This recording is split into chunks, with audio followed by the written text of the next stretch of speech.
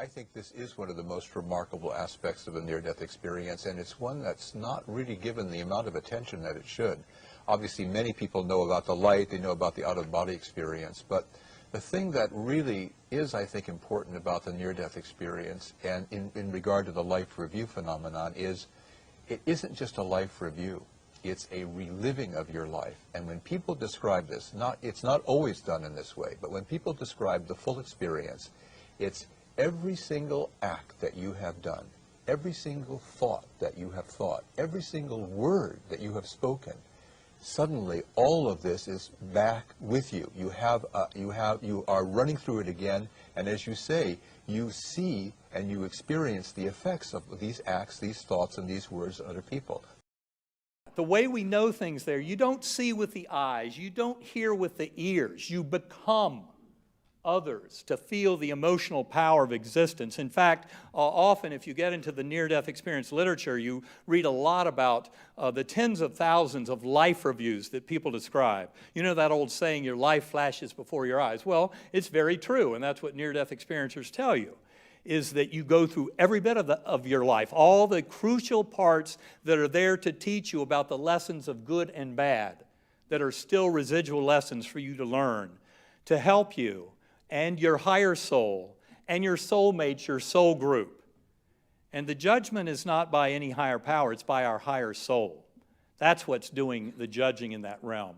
And that's when we go through those life reviews, it's not some vague sepia-tinted memory. These are sharp, clear, crisp, absolute reliving the events more powerfully than when we live through them in the earthly realm. And we have to feel the power of our decisions, the emotional impact on our fellow beings. So if we lived a life handing out pain and suffering to others, we have to feel that in that life review.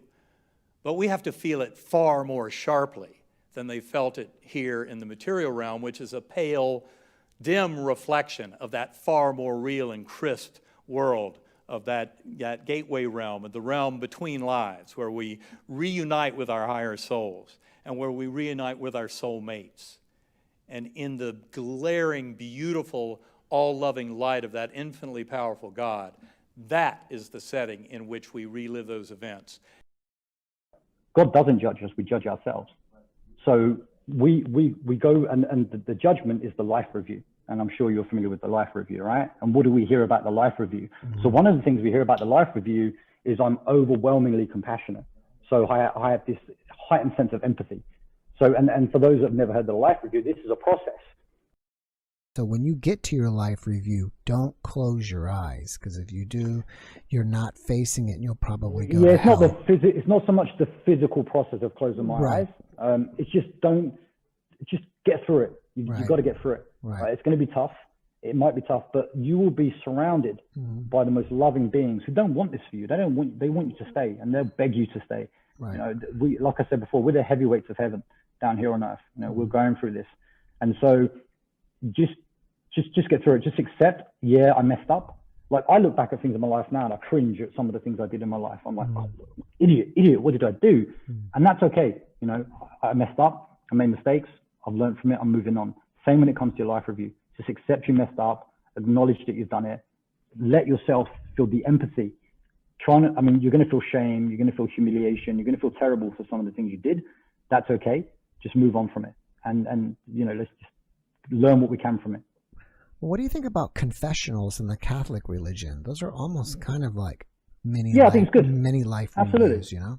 But only if you mean it, right? If I go into the confession box and I'm like, you know what? I murdered someone 2 weeks ago, just letting you know, so I've confessed. It's not a tick in the box activity, right? You have to mean it. Right. That's the whole point of the life review. And how can you mean it unless you know what the other person went through? How can you need to understand what you did in order to feel any kind of regret or empathy or repent for it, as the religious term is. Only we have the power to forgive ourselves.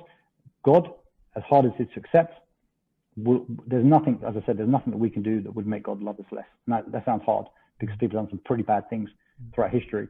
It really comes down to judging ourselves and being able to forgive ourselves once we understand the the gravity of what we've done when our time comes. And And as we're reviewing a specific instance, let's say it was one in which I got really, really angry and upset because something that happened somebody did something to me that really, really made me angry. And the life would say to me, well, look wasn't that really a waste of energy? You were so angry for something that in the long run doesn't make any difference. Because in the long run, both you and the person that you're really angry with are going to be in the light anyway. You're just experiencing something that both of you chose to experience. Wow. So as we view all those things, we started to laugh at how serious I was taking life. Oh, come on, Andy. Yeah. Really now. And once I made an attempt to put all these things into words, I did that with the help of an item. There are those yardsticks that can be unfolded, and I was looking at one. I was 31 years old at the time, and now I'm 52. We've got a life expectancy of about 0 to maybe 80 years old, if you're lucky. So you take this life expectancy and transfer it onto the yardstick. And at that moment, I had the feeling that I was looking at the yardstick like that. So I had an experience at which point I saw my whole life differently. Meaning not as a sequence, I didn't see a film. And there weren't different scenes of my life either, but I saw my whole life in front of me. It was more the essence of my life from which I didn't even know that it existed. It was condensed to one spot. Everything was overlaid and it was completely good, which confused me because I'd never had an impression that everything had been good in my life. I also would have had a lot of questions. I also noticed that there was a connection. In other words, if I look at the front of the yardstick, then I really just see the one thing that's behind it. But it was overlaid, and I had the feeling that there was a lot more to see, or an essence of all the encounters in my life. I also realized that I had made an impact on other people's lives that I had hardly remembered. And now I was aware of that, and that's what it makes it so difficult to explain. I realized all those things at that very moment. It wasn't anything that was experienced subsequently. It was more like an experience of, oh, that's what it is. And suddenly you realize that everything you've done is stored. But that's not the right word either. It's suddenly like annulled, and your life consists of much more than you realized. We did go through my life, and we looked at events in my life that in any other situation I would have described as sad or bad or challenging or horrible, all sorts of words like that. Recognizing that those are judgments that I've put on them. And then I had the most incredible experience of seeing the impact of a given event, not 2 or 3 or 4 times removed, which we can all understand. You know, you have a bad day at work, you go home, you yell at your husband, and then they're mean to the kid, and the kid, you know, is mean to the dog, that whole sequence. We can certainly understand the impact within our own little world of events. And in fact, when we look at events that occur elsewhere, we similarly really evaluate those events based on how it impacts us, our world, our view of the world, our emotional state. But I had this incredible privilege of seeing how an event impacted other people in the world 25, 30, 35 times removed. And to say it was profound really is not giving it its due credit, because what it showed me very clearly and very concretely, which again, I told you, I'm a concrete thinking person. I need to actually hold an apple. I am the Thomas that has to put their finger in the hole. But what it showed me very concretely is that, again, this idea that things are good or bad the idea is entirely in our own mind. It's our own judgment. Because the fact is, there really is beauty that comes out of every event. Albeit, usually we can only appreciate it retrospectively. And most of the time we'll never appreciate it. Because we don't have the ability to see those 25, 30, 35 times removed impacts. And part of our evaluation of something when it comes to being good or bad really has to do with a desire to judge it. And a desire to say, well, was that worth it?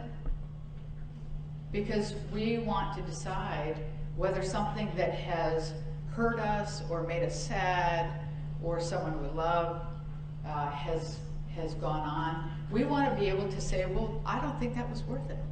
Or, okay, now I get it. Oh, okay, I'm okay with it then.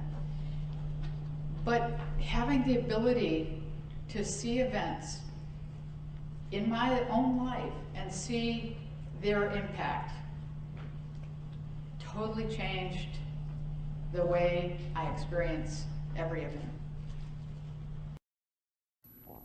Suddenly I became aware that nothing went unnoticed. Not a thought, not an intention, not a moment, not a tear shed, not a smile, not a blink. Nothing in our lives goes unnoticed, and that every moment of my life, as is true for all of us, I was being showered with this unconditional, this great and creative force, this tremendous power of God or of love. And suddenly, by that standard, when I relived my life, it was as if I had held a candle to the sun, and I instantly had a point of perspective. And suddenly I realized it wasn't enough. It could never be enough. I could never express enough of this loving force in this world through my choices. I could never have given enough. I couldn't have sacrificed my life for humankind every moment of my life, and that wouldn't have been enough in comparison to the extent of the love with which, and the mercy and the bounty and the glory with which every soul, by its very existence, is being showered at every instant, although we seem to be unaware.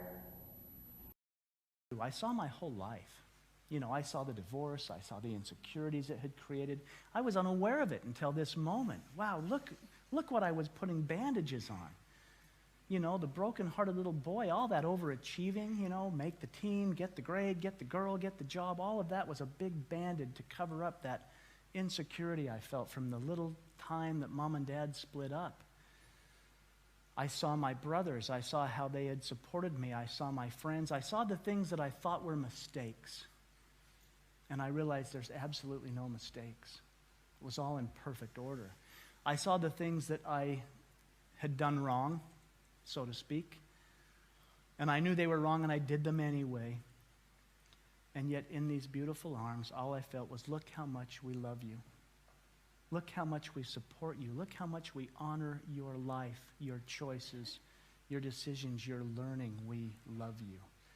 It was such an overwhelming, profound, absolute, unconditional love. And in those arms, the I am that I am, I knew I was perfect.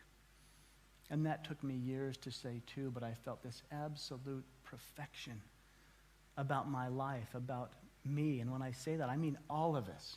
Absolute perfection, absolute order. I knew that I was absolutely divine. That not only was I connected to that, but I came from all that. And then I thought, okay, well, here comes the bad stuff, you know, what is he going to bring up? And it was interesting because I had this sort of sense of dread that he immediately calmed. He's like, that's not what we're here for. I'm not here to condemn you. I'm not here to make you feel bad. you know, I want to show you something.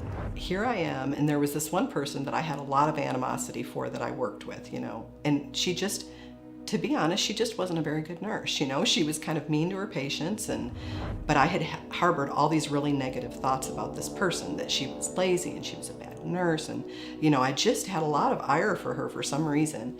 And he showed me that, and he said, now watch. And I could see all of those thoughts leave my head and attach themselves to her. And he's like, you thought those things, and I know you thought because you didn't say them, you were doing all right. But they attached themselves to her, and now she's more like what you framed her to be. And then he showed me her life, and he showed me all the things that she had been through and how much she had overcome to be the bad person that I thought she was. You know, I mean, she should have been like a serial killer after everything. You know, I was so upset and so moved. I'm like, I didn't know her dad did those things to her. I didn't know all these bad things happened. And that she's being her best self, and I'm sizing her up, not knowing any of that, and judging her so harshly, and making it harder for her to break out of it just because I'm casting that on her.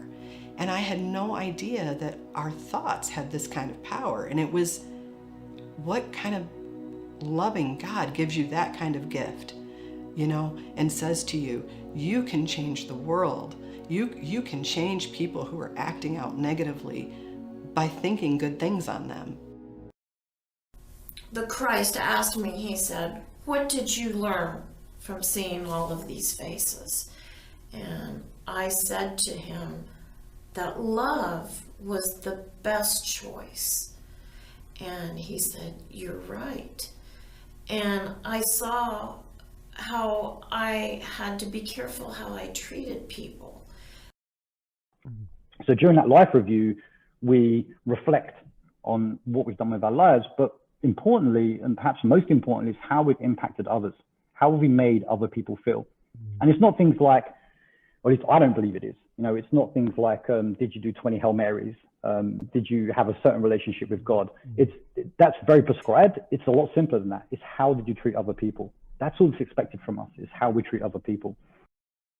And this is the sort of thing that many people report. And when they report these kinds of experiences, they realize that in our life, we are the very people that we hurt. We are the very people that we help to feel good. And we experience these actions as though done to ourselves in the life review. So that when people start talking about the golden rule in the context of the near-death experience, the golden rule is not just a precept for moral conduct, it's the way it works. And you experience this during the life review. And you learn that lesson in a very forcible way as a result of going through this kind of experience. And that's why when people have NDEs, they change as much as they do. Because if you can even imagine what it must be like to go through your entire life and see everything that you've ever done without judgment, but from a kind of almost omniscient point of view with regard to the effects of those actions, and see what your actions do to other people, it's a heavy kind of lesson, and it's something that stays with you,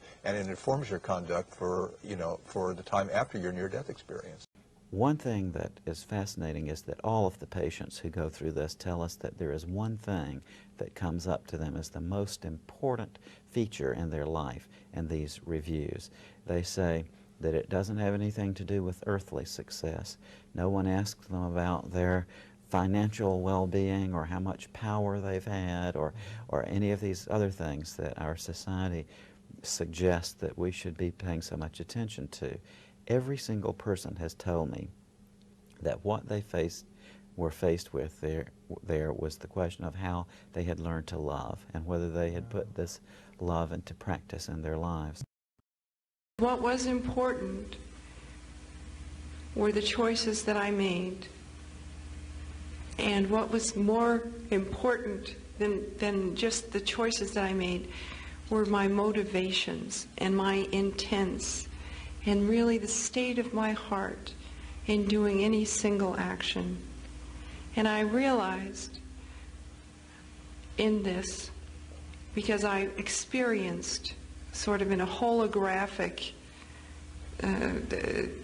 awareness that was rather instantaneous, how every action that one takes is like a stone cast in the water, And if it's loving, that stone, is cast in the water, and the loving action goes out and touches the first person that it's intended for, and then it touches another person, and then it touches another person, because that person interacts with other people, and so on and so on. And every action has a reverberating effect upon every single one of us on the face of this planet.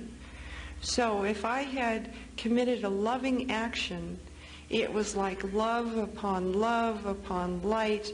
A purely loving action was the most wonderful thing that I could ever have achieved in my life. This had more meaning than to have been a Rockefeller or President of the United States, or to have been, a great scientist and to have invented something just incredible. If I had committed a truly pure and loving action, it had reverberated throughout the stuff of every individual on the planet, and I felt that action reverberating through them and through myself.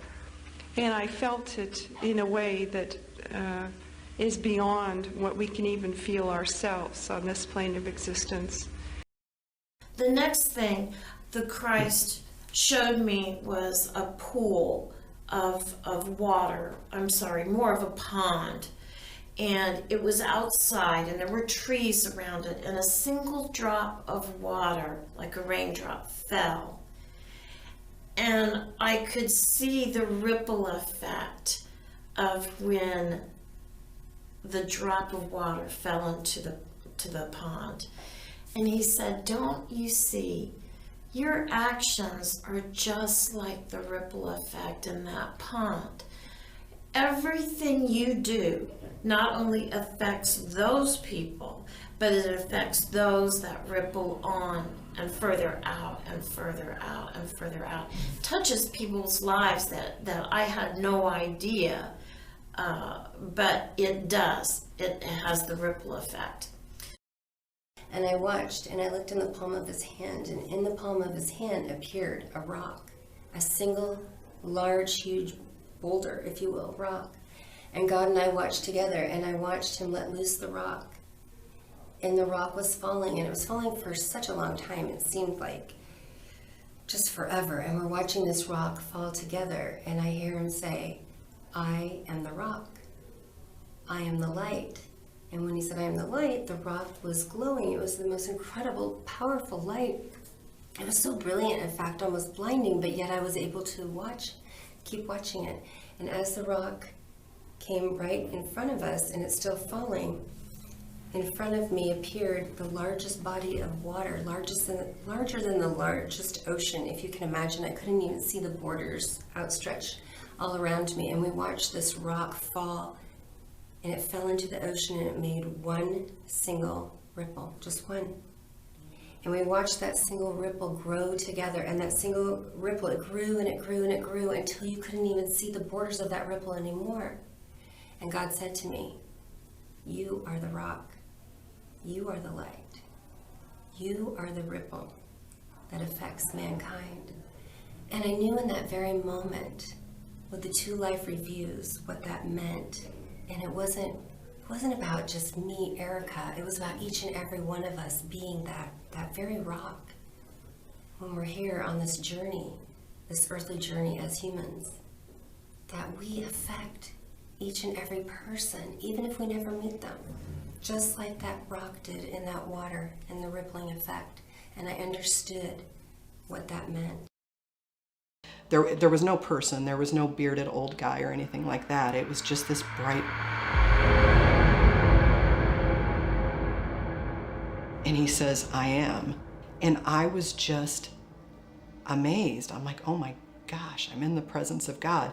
And immediately my brain went to, oh my gosh, I'm in the presence of God. And I started thinking of everything I'd ever done wrong, and I'm trying to bring up, because I knew my grandma could read my thoughts. And so I'm bringing up all the really good things. I'm like, he's going to hear this, and maybe those are the things he'll go to, because I had some things I was pretty proud of, And I kind of had this idea that we were going to go through my life, and we did. And so this scene pops up, but it's almost like you're there, but it's kind of, you're like a spectator to it. So it's not like you're doing it. And I'm seeing these things that are going to come up from my life, and I'm thinking, oh no, you know, don't let it be this thing, or don't let it be that thing. And I was really worried and very anxious. And so God, being just as wonderful as he is, brings up something good. And I had thought it would be some of the really good things I had thought of. No, he pulls this totally random one out. I'm in this grocery store in this little town that we used to live in, and there's a woman in the checkout lane in front of me, and she's 72 cents short. And she's rifling through her purse, and she's trying to figure out what she's going to put back. And I remember being so moved by that as a single mom, because I'd done it. I'd been at the grocery store and thought, well, you know, David really likes macaroni and cheese, and, you know, maybe I'll put, you know, the mouthwash back, or, you know, you're trying to sort out what thing do you absolutely have to have. And I'm like, hold on, I've got it, you know. So I'm fishing through my purse, and I hand her the money, and she was overwhelmed, and she was embarrassed, and she's, you know, thank you so much. And I'm like, it's okay, you know, I've been there, it's okay. And instead of just leaving it at that, God's like, let me show you. And so he flashes to this scene, and this woman is working in a food pantry, and this other woman comes in, and she's just, you know, she's this single mom with kids, and she doesn't have enough food. And here's this woman that I helped working in this food pantry. You know, she's like, it's okay. I'm gonna help you. You know, we've got it. Don't worry about it. Don't be embarrassed. That's what we're here for. And I saw this ripple effect of this 72 cents. I mean, how does it have that much meaning going forward? It was just incredible. And I had no idea how much these small kindnesses rippled out, you know? They changed the world in these small but meaningful ways. And he said, the way that I want you to change the world is by love the person that you're with. And I said, wait a minute. That's a contradiction. You want me to change the world, but you want me to just love the person I'm with? And he said, yeah, that's the plan. That's the big plan.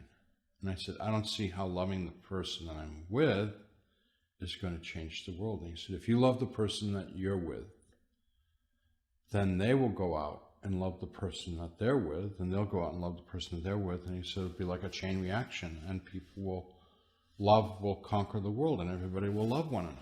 He said, that's God's big plan.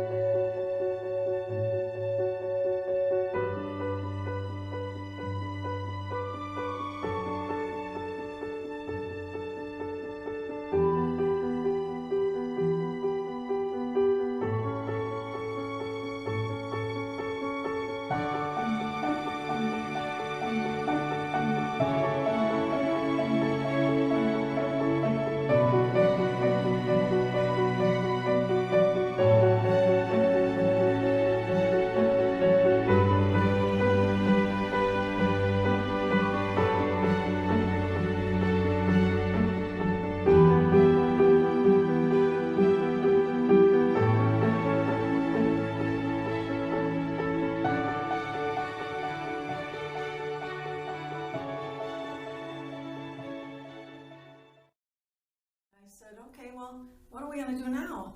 And God said, well, you've got to go back. It's not your time yet. And I said, oh, no, I'm staying here with you. I love it here. And God said, well, no, it's really not your time. You've got to go back. Oh, no, I kept arguing. Oh, no, I'm staying. I like it here. I'm never leaving. And God said, no, really, you've got to go back. And really, what about your family? And all that compassion I learned, well, where did it go? I said, oh, they'll be fine without me. Well, God said, let's see about that. And he directed my attention to look down, kind of off to the right, and it looked like clouds. And the clouds parted, and I could see down below, standing, were my father, mother, and my little brother. And I was allowed to feel what they would feel if they were told that I had died. And oh my gosh, there was no way I was going to let that happen. It was way beyond anything I wanted to be responsible for. So I just kind of jumped away and yelled out, "No!" And God said, "Okay."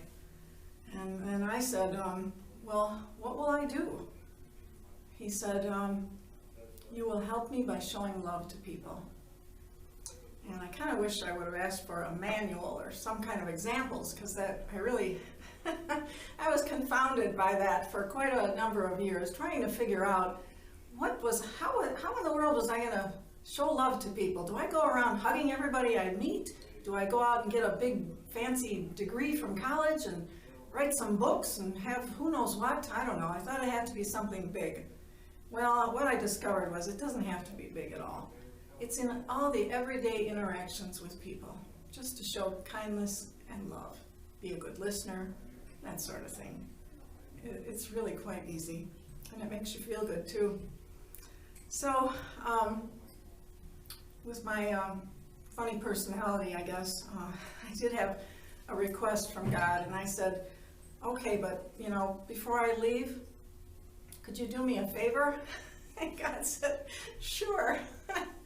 "What?" And I said, "Could we please go back together like when I first got here?" God said, "Yeah."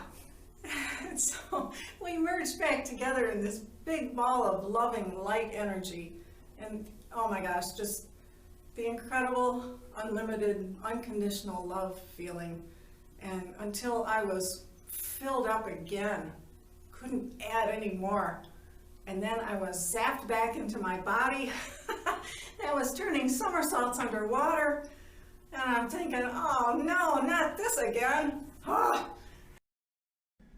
So we told me that when I say we told me, that it's not my time and I had to go back.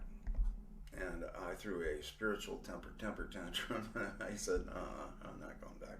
I didn't even know what back was, right? I didn't know I died. And I said, no, I'm not going back. Got this all wrong. And then once again, I was told it's not your time. You have to go back. But you can come back anytime you want, once you fulfilled your purpose. And then I was sent back to my body. It was like going from this absolute freedom to getting like stuffed into my body. And it was like putting on an old crusty pair of socks or something.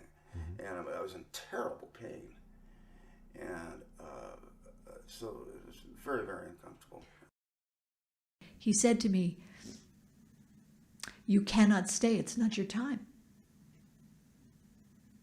And I said, "I just came home. I just found everything I had ever wanted in my whole life in connection. I've just experienced it." And he said, "It's not your time, you cannot stay." And this was the first time I started to get more human, in that I started arguing with him and saying, you can't possibly send me back to a place that's so painful for me when I'm in so much bliss right now, right here with you. How can you possibly send me back? And he said, you have a child. You cannot stay. You must go back. You have a child. Now, I love my daughter more than life itself, or so I thought. But in that moment, she was not a consideration in that very moment that I was fighting to stay. Now, in human form, I would lay down my life for her, but on the other side, I wasn't willing to give up that ecstasy and that bliss. Thinking about my child brought me back into my body. So I don't know if it was my heart saying, I choose her, or if it was them saying, you're going back. And I'll never know the full answer to that. I hope it was because my heart chose her. But coming back was a shock, coming back into a body that I no longer fit into because I had become this expanded being. And now I was relegated to this human, tight-skinned being again. And it was hard squeezing back in. It was hard feeling all of these emotions. It was hard, all the anxiety and dialogues rushing back. You know, we all have that mental chatter constantly. Well, on the other side, there's none of that. So you come from peace and quiet and love to, you know, being a human being in all of its foibles. And it's devastating. And it took me a long time to figure out, you know, what the gifts were in all of that. You know, I felt very punished at one point. I felt victimized because I had been sent back, so I thought. And it took time to process what I had experienced and what I was supposed to do with it. That love is more powerful than, and I never took drugs, but in high school did marijuana, but there's nothing like it. I mean, it's such a magnet. And with me not wanting to leave, what happened was he made me. I had no choice. All of a sudden, after seeing him on that wagon, which I wanted more than anything in this world, because I knew if I got on that wagon, I would get to go where he's going, which is to God, to heaven. But because he said it's not your time, you still have a lot of work to do. And he also told me that I have to tell people what happened. He goes, I want you to tell everybody you see about this experience. Well, he kicks me out, kicks me back down here. And I end up in the waiting room, or I'm sorry, the recovery room in surgery.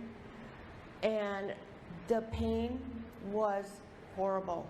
It wasn't because of the surgery. I had had surgery before, it was different. It was like my body went to this ugly thing I didn't want to be in. I didn't want to be in the body. I didn't. I was pissed, I was mad, and I had depression that lasted for a couple years. The fact that I would have left my newborn baby and my daughter here is something I was ashamed of for a long time. So even though he told me I had to come back and tell people about it, I couldn't do it because I was ashamed. And as I found out from other NDEs, that is common to feel shame and humiliation that you would have done that. But the draw, the strength of being there is overpowering. It's like you can't control it. I did what I was told because I had no choice, but if he had given me a choice, I would have stayed there. I hate to admit it, but I would have. I would have left everything here. I didn't care about my body. I didn't care about my family. And not without love. It wasn't about that. It was that I wanted to be where this man was. I wanted to be to God and to go to heaven. And eventually I was told that it wasn't my time, that I had more work to do on earth, and that I would have to go back to my body. So I did what any reasonable person would do, and I said, I'm good, I can stay. But here I am, I got kicked out. But they took that opportunity to then give me this laundry list of work yet to be done. Everything on the list would be challenging, but certainly one of the most challenging things on that list had to do with the coming and unexpected death of my oldest son. He was hit and killed by a car 10 years later, but at that time he was only 9. And when I asked the obvious question of why my boy, I was immediately returned to my life review, where I had been shown the truth in God's promise that beauty comes of all things, eventually. And I was reminded that it is always a matter of trust, trusting God's promises to us. It was the most perfect peace any human could even imagine, multiplied by 1 billion, and that's not enough. As a writer, I've always been anxious, nervous, neurotic, concerned, overthinking everything, and I have not known a lot of peace. And in this experience, I realized I always wondered what I would look like if you took away all those fears and worries and woes and anxieties, and I thought, this is it. This is wonderful.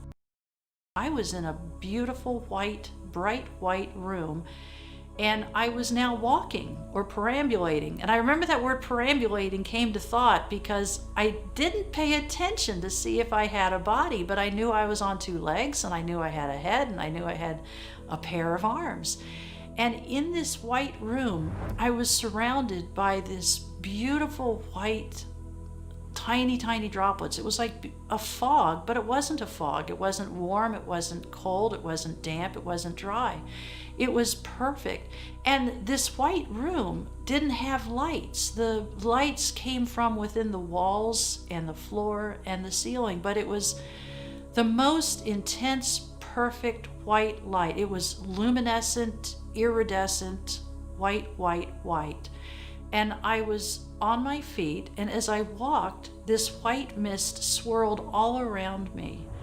And I tried to focus on an individual droplet. And I know that sounds hard to imagine, but I felt like I should be able to see, even though this was as tiny as vapor in a fog, I thought I should be able to see those droplets. And the spiritual being that was with me said, "Your eyes haven't acclimated to this place yet, and you can't focus on it, but what you're seeing are tiny droplets of light, and they're surrounding you and blessing you and healing you." And they said, regardless of whether you go to heaven or whether you return to earth, you're here for healing because you have been in so much pain, and this is how we heal. And if you decided to go on to heaven, you would still need to be healed. Everyone who goes into heaven, they can't go with a disease process imprinted on their consciousness or thinking that some mental illness is part of their identity. So we all pass through the white room for healing, as my friend said, and I thought it was a beautiful analogy. She said, "Leave your muddy boots at the door." And I thought that was very well put. So in this white room, at the far end of it, I saw a door. I knew what that door was. I knew that that was the point of no return, and I had not a thought of returning. I popped right out of the tunnel, and I was immediately in the white light. The light was so bright and beautiful and powerful that it took me a minute to adjust and understand what was going on there too. As soon as I started to settle into it, I understood that it was heaven. I started to feel the light more and feel the energy of what that was. And I immediately felt this overwhelming sense of unconditional love. Love like I have never felt before. No matter what I had been through in my life, no matter what I had done, it was just complete love for me. I was bathing in it. It was wrapped around me, and it made me feel valued, appreciated, and accepted. The next thing I felt was an overwhelming sense of peace, that everything was okay and that everything was right, that all is well. I was getting a healing.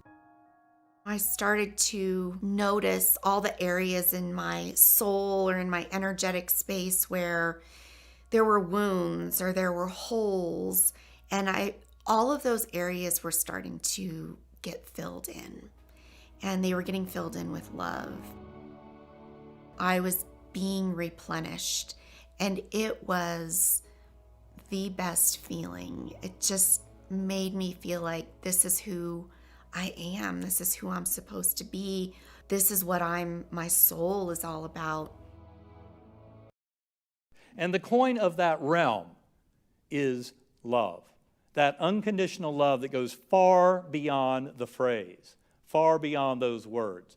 And of course, so many who have had near-death experiences and shared death experiences and other similarly spiritually transformative experiences know exactly what that's all about, that unconditional love. And the reason it's so important for all of us to get is because we're here in Soul School to learn those lessons of that love. And what we find is that that unconditional love has infinite power to heal.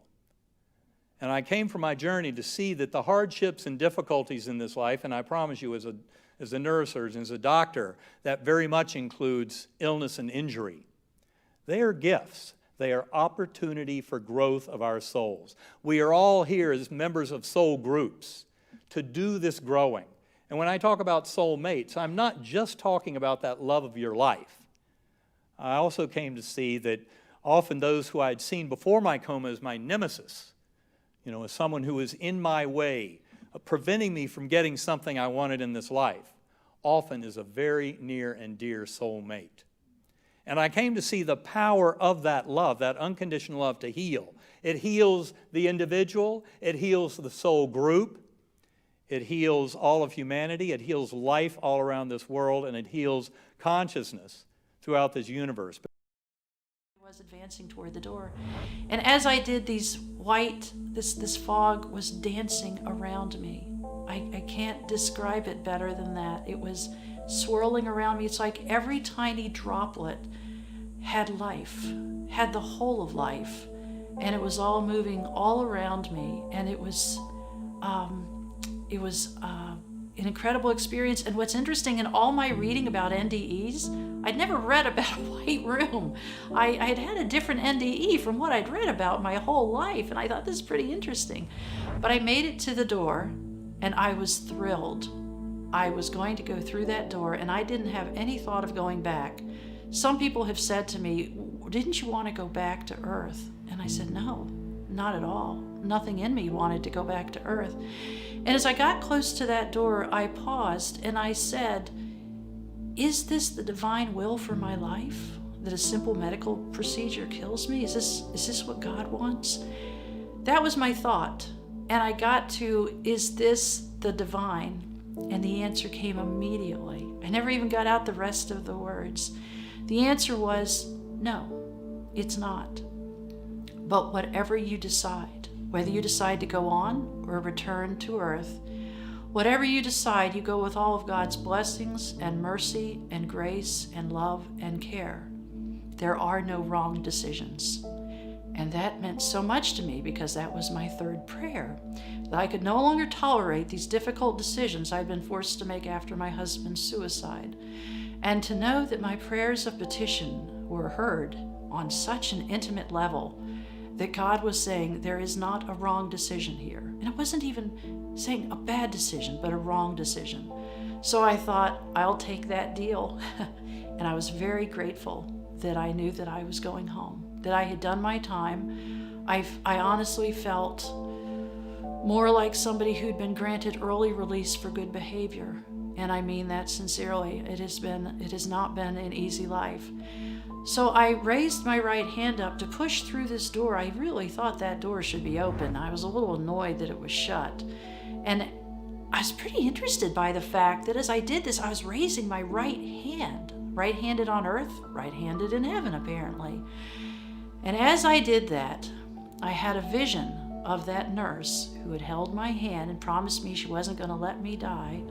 I had a vision of her sitting alone in a hospital supply room on a metal stool, leaning forward with her head in her hands, sobbing uncontrollably. And in this vision, this was a very intense vision, I heard her say through the sobs, I promised that woman I wasn't going to let her die, and I lost her. And I looked at that and I thought, oh man, that's bad. And then I did think, I'm sorry, but I need to go. I am done. I need to leave this place because I know what I'm going back to. And then I didn't just see the nurse, I felt her pain. I was the nurse for a moment. And that pain, the only way to describe it is it's like the pain hit me squarely in the chest of what she was feeling, that agonal grief, which I knew all too well, having suffered through that after my husband's death. And that's when I realized, if I could spare that nurse that level of suffering and regret and guilt and self-recrimination and every other negative emotion, I could not do this to her. And it was it was a little bit vexing because I wanted to go. But I put my right hand back down to my side and, slightly disappointed, I said, this is going to ruin that nurse's day if I die. Well, I don't remember being asked because I never would have wanted to leave. The ecstasy is just indescribable.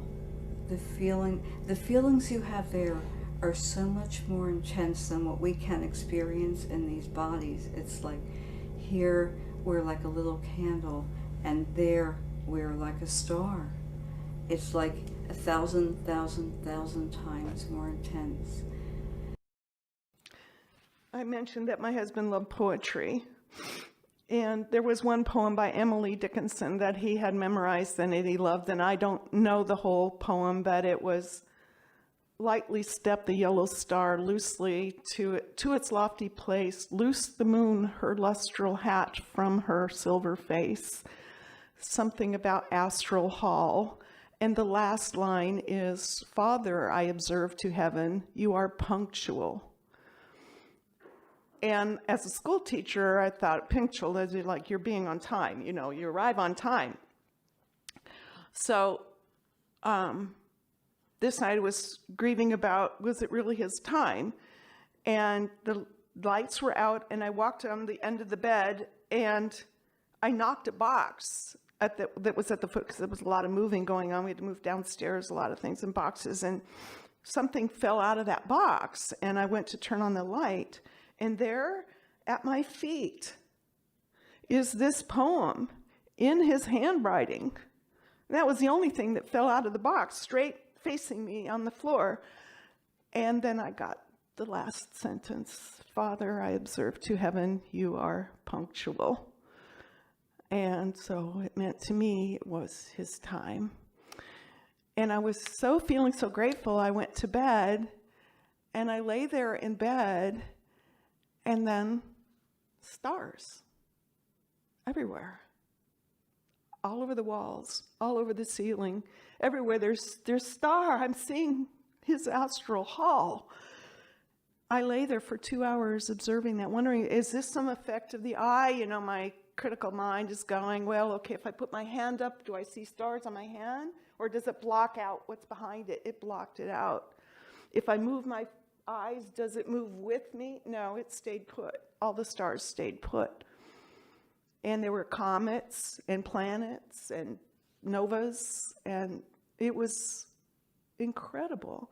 When I put my hand up, it was lit up all around. I know how crazy that sounds, but it was exactly what I needed to let me know it was his time.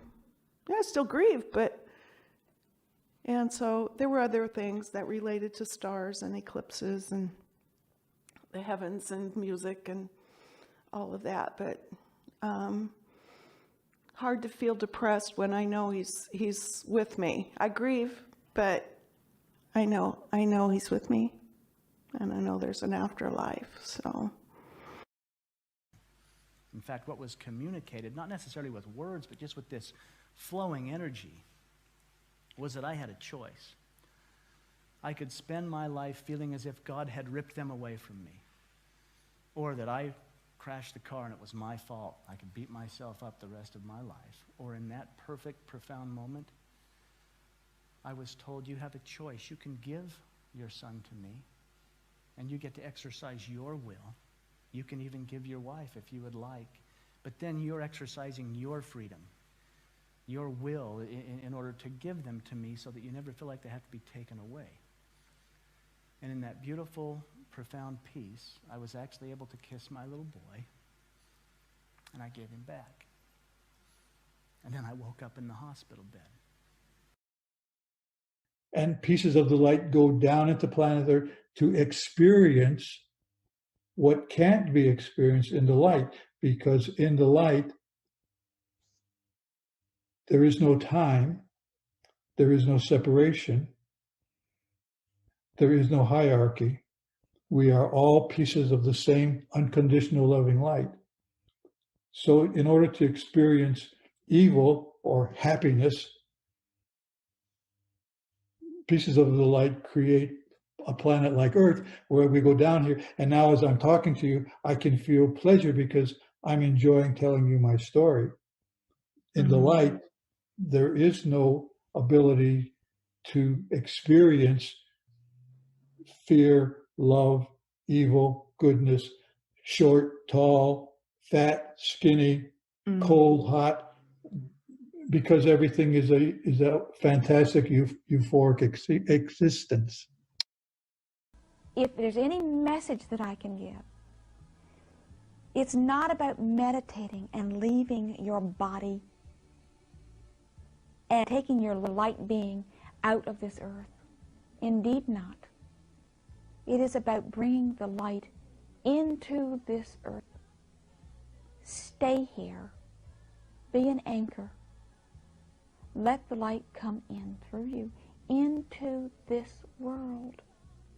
Don't abandon this world. We need you. We need you here. We need you to be present.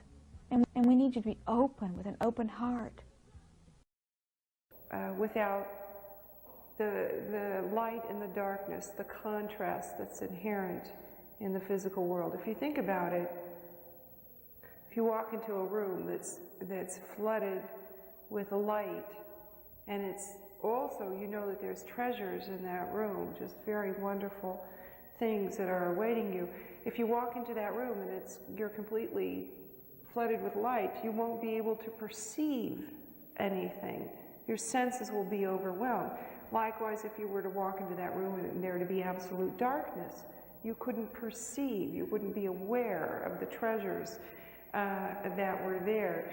And so in this physical life, we have both joy and pain, light and darkness, love and hate, all of those things, so that we can perceive the ultimate reality through the vehicle of this physical body. And so in that way, every moment of this life, as painful as it may be, is a gift to us.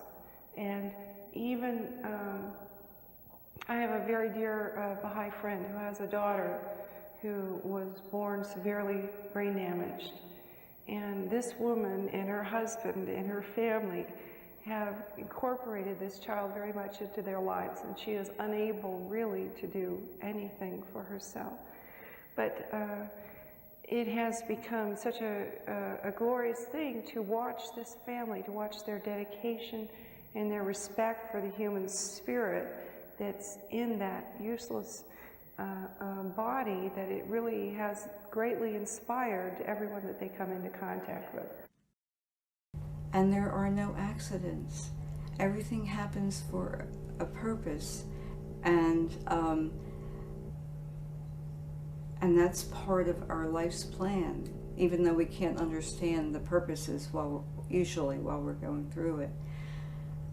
And I knew that we cannot die, that we will just, like taking off a coat, we will just take off these bodies when they're worn out and go on to a greater, more magnificent universe. And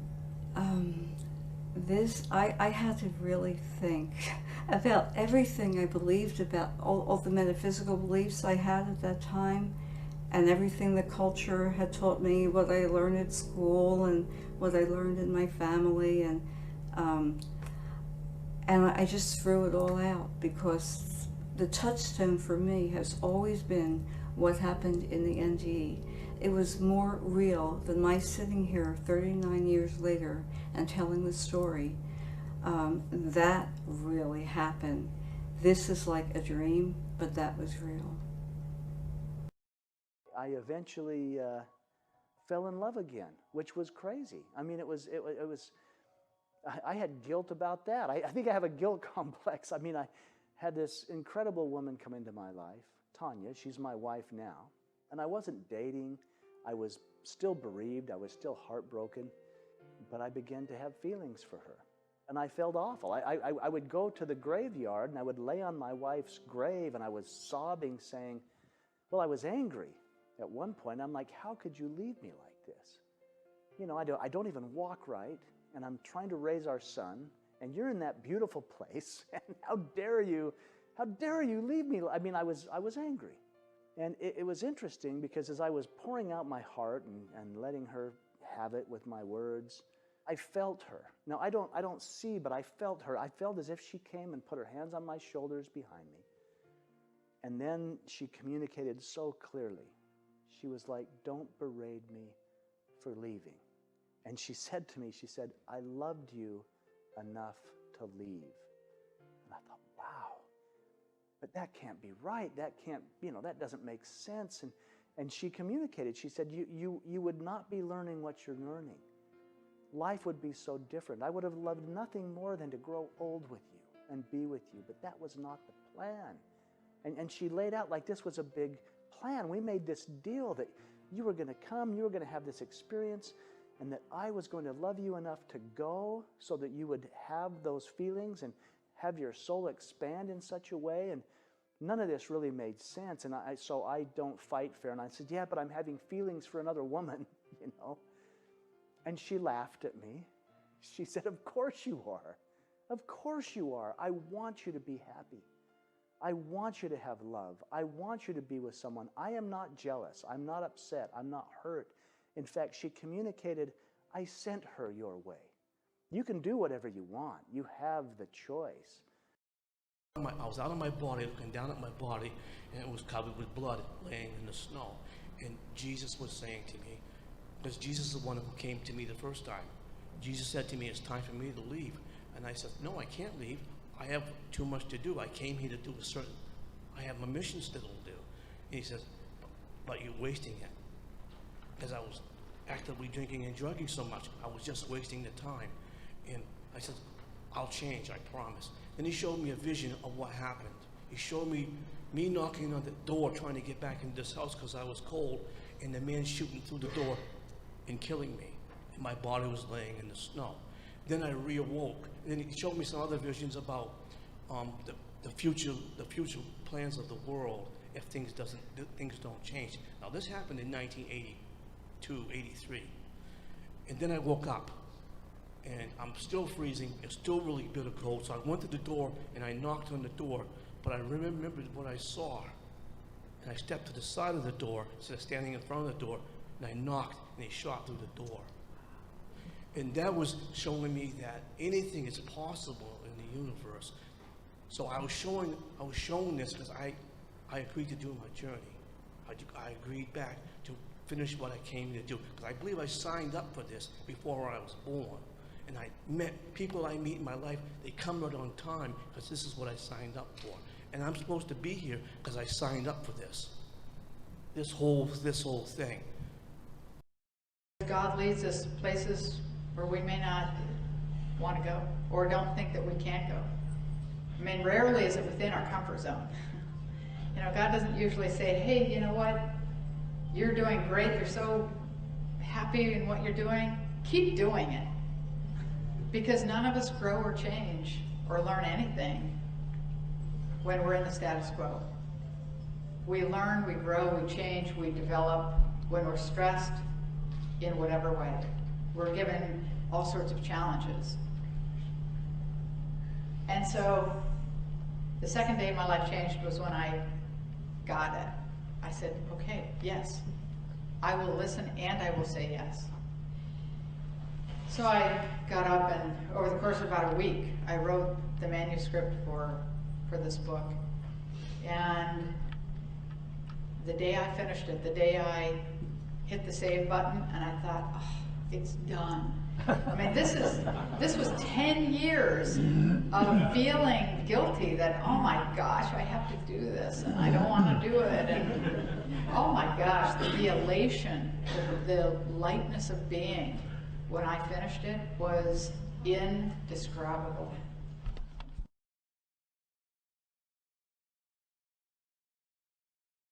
Allowed me to, again, remember everything that had been told to me and recall the entire process and all the discussions about trust. Because what it really required was trust. And what it really required later on was the trust to say, here is my son. He's your son.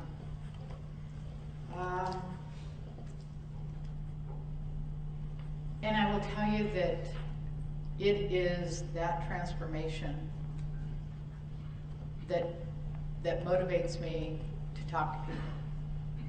Because I believe that that is truly the absolute key to living a life filled with joy, no matter what the circumstances.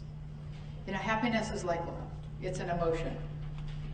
Sometimes you're really happy, sometimes you're sad. You know, sometimes I really love my husband and sometimes I want to kill him. You know, I mean, it's an emotion, and emotions are based on circumstance. But joy is a very different thing. And I believe it's that transformation from hope or faith that the promises of God are true to an absolute trust that they're true that changes everything. And trust, I believe, is a choice. It is a decision.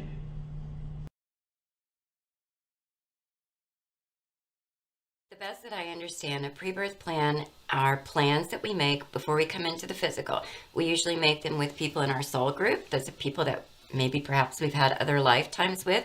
We come in, we are surrounded by guides that will be with us for all of our life. We go to Akashic Records. We have a lot of help deciding on what we want to learn and experience here in the physical. Sometimes we might come in as a supporting player, say you need to have a lifetime where you experience addiction or loss or mental illness. I might agree to come in and support you through that, and there'll be lessons that I learn through that as well, or it could be vice versa. It really depends on what lessons the soul decides to learn. Why do you think it is hard for people to grasp the idea of a pre-birth plan? What are some of the challenges you've seen? Part of the challenge, I think, is being in Western society, because this idea is not part of Western society. In Eastern societies, I think it's more easily accepted. A lot of it has to do with religious conditioning. You know, the conditioning you're raised with by your parents. That's very powerful. And if it doesn't include some kind of teaching about pre-birth existence or pre-birth planning, it can be very difficult to open up to that later in life. But I think there's something else even bigger going on here, and that is there's an entire category of people who are resistant to the idea that we plan our lives before we're born. And the reason they're resistant is that it makes them no longer victims. There are a lot of secondary benefits to being a victim. Secondary benefits? Well, there are. You get sympathy from other people. Benefits. It's a way to bond with others who see themselves. You become a celebrity? It's a way to bond with others who also see themselves as victims. And I'm not judging or putting that down. It's only natural that people would be drawn to those sorts of benefits. But at some point, if you're really going to heal and learn and grow, you have to move beyond victim consciousness. So if you buy into the concept that you are the powerful soul who planned all the major experiences in your life, then you can no longer be a victim. It makes you responsible for what's happening in your life. And in order to really heal, you have to take responsibility for what happens in your life. But there are people who are not ready to do that, and they're very resistant to this idea. Yeah, accountability is difficult. So why do you think it's difficult for some people to grasp the idea of a pre-birth plan? Well, a pre-birth plan really puts the responsibility on us. And a lot of people like to think or do think or have been taught to believe that that's outside of us, that there's someone else responsible for the way that our life goes. And from my experience and what I've heard from my guides, we are the ones that make those decisions. We're completely supported in spirit. Perhaps we take a little bit too much off, come in and still have to have that experience anyway. But usually we're really guided as to what we should choose and what would be best learning experiences for us. So when we come here and have those experiences, it can be overwhelming. It can feel as though we're being punished or victimized when we've made this choice or decision for ourselves. Yeah, well, I think it can be comforting to be a victim. Absolutely, absolutely. That's a case as well too. When we do choose to be responsible for our life, however, that's a scary thing as well too, because there isn't an outside force we can blame it on. I had someone say to me just yesterday, I really feel like God is testing me. And I said to them, how about if you were just testing yourself? What if you knew that these experiences were coming and you would find the strength in yourself to overcome it? And it really just shifted the entire way that he looked at the situation. It was a big aha moment for him. It doesn't matter what it looks like. What matters is, how do you perceive it? I have a grandson who was diagnosed with autism when he was 2. He's now almost 6. And he's a beautiful little boy. He's an unusually beautiful little boy. And that's part of it. You know, he's got this incredible facade going, and yet he lost all of his words. And he taught us to communicate in a different way. He taught us to pay attention to him in a different way. Now, my daughter has done an amazing job with him, and this little boy is now in kindergarten, a regular kindergarten, and he's doing fine. But he was a teacher for us, and we knew that. At least I knew it from the get-go. He opened our hearts, he opened our minds, and he took us for a ride with him. And this is the same as every experience in life. Everything that happens to us, there's a gift in it, even if we can't imagine what it could be. You've heard many people who've had cancer talk about what a gift it was for them, because they learned about loving themselves. They learned about opening their hearts and allowing people to do for them. They learned to receive. The thing about life, what I learned, is that everything about life is a gift, even the challenges. We're here to experience life. So we're here to even experience the challenges. When I had cancer, I never would have thought that was a gift. I suffered a lot, terribly, and if anybody told me that was a gift, I would have thought it was absolute nonsense because I was suffering so much. But today, I know that was the biggest gift that life could ever have given me, because I wouldn't be standing here today in beautiful Sedona, Arizona, if that hadn't happened to me. Thank you.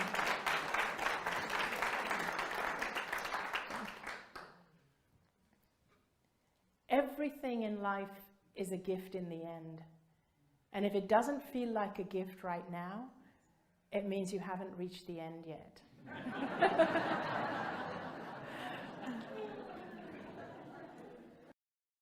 I thought that life was happening to me. I thought that everything that was going wrong or not going right was because of God was doing it to me, life was doing it to me. I hadn't a clue that I had any power in all of that. I didn't know that we are an extension of God. I grew up believing and being taught that we are created in the image and likeness of God. Well, I'm here to tell you it's a hell of a lot bigger than that. We are an extension of the God source here on earth. We were created so that the Creator could experience everything that we experience. We were created out of love. And the Creator's always got our back. Spirit's always got our back. And all is well, no matter what it looks like. All is well. Everything that is happening is just encouraging us and supporting us to step into all of who we are. And it's like the whole universe is just there saying, come on, you can do it. And I stand in front of you now going, you know, the world's a pretty scary place right now. It's a really scary place right now. But there is also so much good. There is so much hope that if we can learn to come together and work with each other and we promote that which we know to be truth. And the one thing that we can hang our hat on is that we are all divine love and wisdom. So really the only job that you have right now is to raise your frequency.